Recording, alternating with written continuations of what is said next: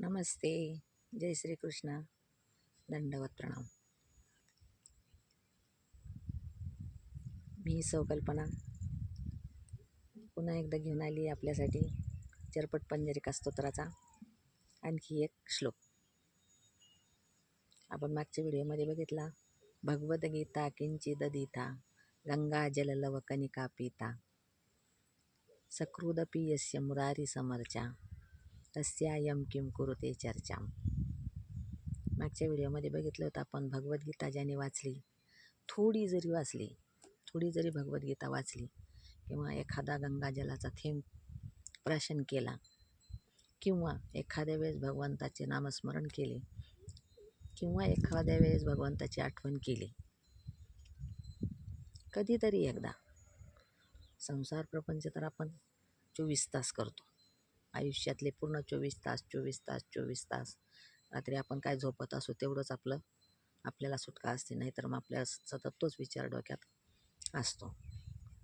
त्याच्यासाठीच श्रीमद आद्य शंकराचार्य सांगताय, एकदा तरी भगवद्गीता थोडीशी वाचा, एकदा तरी भगवद्गीता थोडीशी समजून घेण्याचा प्रयत्न करा. भगवद्गीतेतला शब्द न शब्द समजण्यासारखा आहे आणि समजून घेण्यासारखा आहे. भगवान श्रीकृष्णाने आपण पाहतो की पुढच्या कलियुगाला समोर ठेवूनच भगवान श्रीकृष्णाने अर्जुनाला गीता सांगितली होती. अर्जुनही काही एवढा मूर्ख नव्हता आणि भगवान श्रीकृष्ण पण काही मूर्खापुढं ज्ञान पाजळत नव्हते. ती फक्त आपल्यासाठीच सांगितली गेलेली आहे की जे कलियुगामध्ये मानव धर्म हा असाच होणार आहे हे श्रीकृष्णांना माहीत होतं आणि त्यावेळेस कोणीच देवाचा विचार करणार नाही. तर त्यावेळेस फक्त तरुण नेणारं काय आहे तर नामस्मरणच तरुण नेणारं आहे. भगवंताचं एक नाव घ्या, केशव म्हणा, माधव म्हणा, हरी म्हणा, मुकुंद म्हणा, मुरारी म्हणा.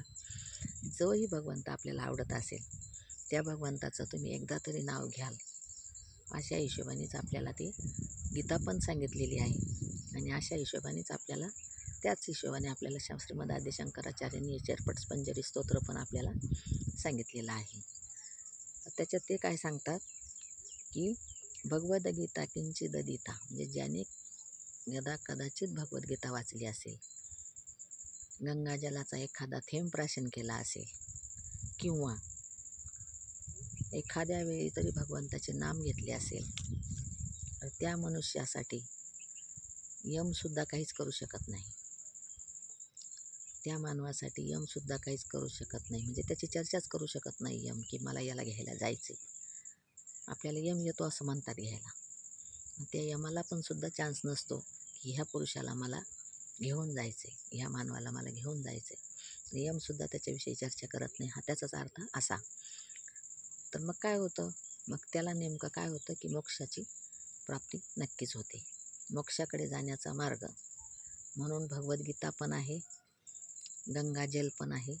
आपण मागच्या व्हिडिओमध्ये बघितलं, त्याच्याबद्दल आता मी सविस्तर नाही सांगत बसणार, पण एक थोडंसं मागची आठवण करून द्यायची म्हणून मी 2-3 शब्द तुम्हाला सांगितले. तर आपला पुढचा श्लोक आहे, अंगम गलितम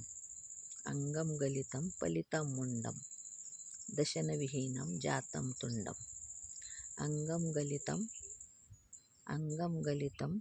पलितम मुंडम, अंगम गलितम पलितम मुंडम, अंगम गलितम पलितम मुंडम दशनविहीनम जातम तुंडम, अंगम गलितम पलितम तुंडम दशनविहीनम जातम तुंडम.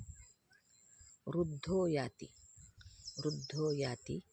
गृहीत्वा दंडम, वृद्धो याति गृहीत्वा दंडम, वृद्धो याति गृहीत्वा दंडम.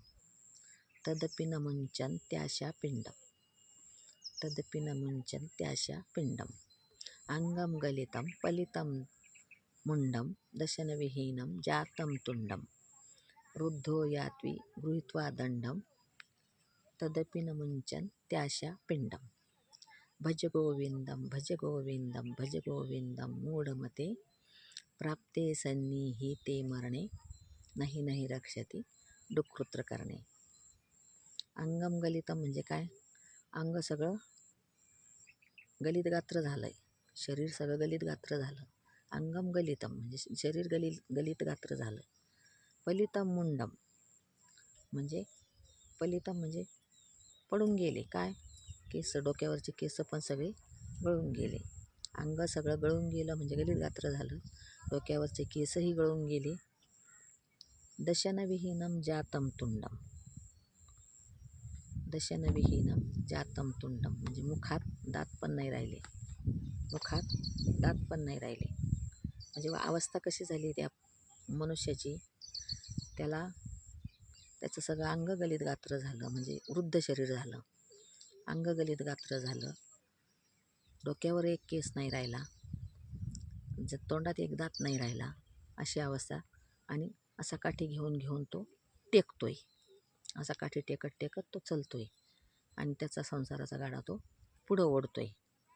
अर्थात तो ओढत नसतो, आपोआप चालत असतो. पण लावलंय ते की असा चाललाय, पण त्याच्या अजून पण आशा सुटलेल्या नाहीत.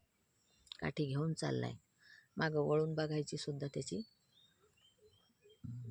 परिस्थिती नाही आहे. मागं वळून सुद्धा त्याला बघता येत नाही की मी इथून मागं काय केलं, हे सुद्धा त्याला वळून बघता येत नाही. अशी त्याची परिस्थिती असताना सुद्धा त्याला सुद्धा आशापाश सुटत नाही. पहिल्या श्लोकापासून आपल्याला श्रीमद आद्य शंकराचार्य सांगतात की आशेचा पाश सुटत नाही. आशेचा पाश खूप पक्का असतो. आशेचा पाश सुटत नाही. त्याला अजूनही जगण्याची इच्छा असते. त्याला अजूनही जगण्याची आशा असते. अजूनही खूप काही काही करायची, खूप काही कशाचा संचय करायची अपेक्षा असते, आशा असते. आशेचा पाश खूप भयंकर, खूप कठीण आहे. तो लवकर सुटतच नाही.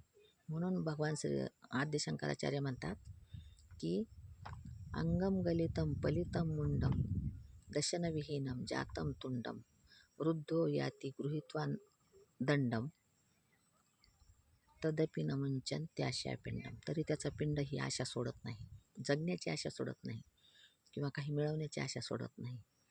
म्हणून त्याला ते सांगतात की अरे मूर्खा, तुझा शेवट व्हायची वेळ आली आणि शेवट जेव्हा तू देवाचं नाव घेशील तर त्यावेळेस तुला देव मदत करू शकणार नाही. जोपर्यंत तुझ्या तोंडात दात आहेत तोपर्यंत तू भगवंताचं नामस्मरण तू व्यवस्थितरित्या करू शकतो. दात गेल्यानंतर बोबडं बोलण्यापेक्षा, राम रामच्या ऐवजी मरा मरा म्हणण्यापेक्षा तू आत्ताच तू अशा चांगल्या कंडिशनमध्ये आहेस तोपर्यंतच तू भगवंताचं नामस्मरण कर. आणि शेवटच्या वेळी तू नामस्मरण करशील, शेवटच्या वेळेस तू भुकत राहशील, राम राम राम म्हणशील, तर ते मरा मरा मराच होईल. त्याच्यापेक्षा हे मूर्खा, हे मूढा म्हणतात, मूढमते. आद्य शंकराचार्य आपल्याला मूढमते म्हणतात. हे मूर्ख माणसा, मूर्खमताच्या माणसा, की तुला अजूनही सुचत नाही आहेस की तू भगवंताचं नाव घ्यावंस आणि भगवंताचं नाव घेत घेत मरावं. मरायचं सगळ्यांनाच आहे, सगळ्यांना माहिती असतं मरायचं आहे, पण तरी पण आशा मात्र जगण्याची आशा सुटत नाही. तर त्याच्यासाठी हा श्लोक भगवान आद्य शंकराचार्यांनी खूप सुंदररित्या समजावून सांगितला. आज आपण सविस्तर नाही बघितलं, तरी पण पुढच्या एका व्हिडिओमध्ये आणखी सविस्तर सांगण्याचा प्रयत्न करेल. समजला असेल तर प्लीज लाईक करा. व्हिडिओ आवडला असेल तरी लाईक करा, कमेंट करा. काही समजलं नसेल तर कमेंटसुद्धा करू शकता. शेअर करा आणि सबस्क्राईब तर कराच करा. कारण असे नवीन व्हिडिओ बघण्यासाठी तुम्हाला सबस्क्राईब तर करावंच लागेल. ज्यांना आवडतात असे व्हिडिओ बघायला त्यांनी जरूर सबस्क्राईब करा. धन्यवाद. जय श्रीकृष्ण.